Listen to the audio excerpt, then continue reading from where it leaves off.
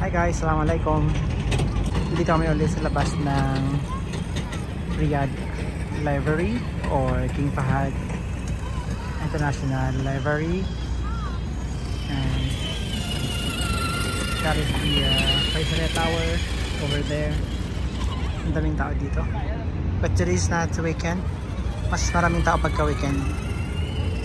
Itong mga upuan na yan, that one, itong inuupuan nila, nirintahan pala yan. So as you can see, yung doon banda vacant siya. Isang area or isang set ay 20 for 1 hour. So kung uupo kayo ng mga 2 hours, that's 40 riyals.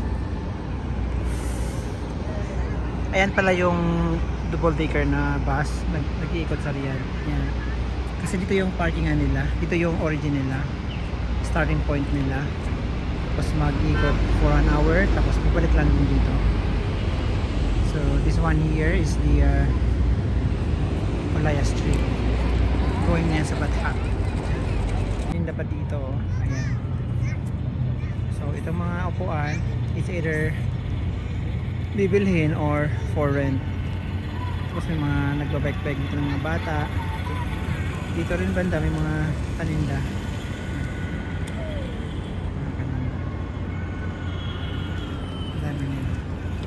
Andun din yung mga car na yan, yung mga nagbibenta ng ice cream.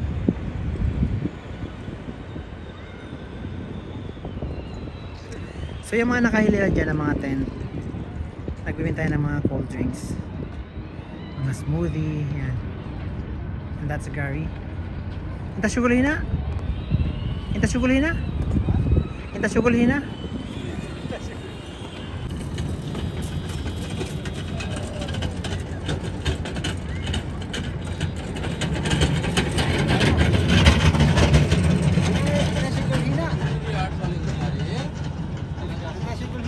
Aywa.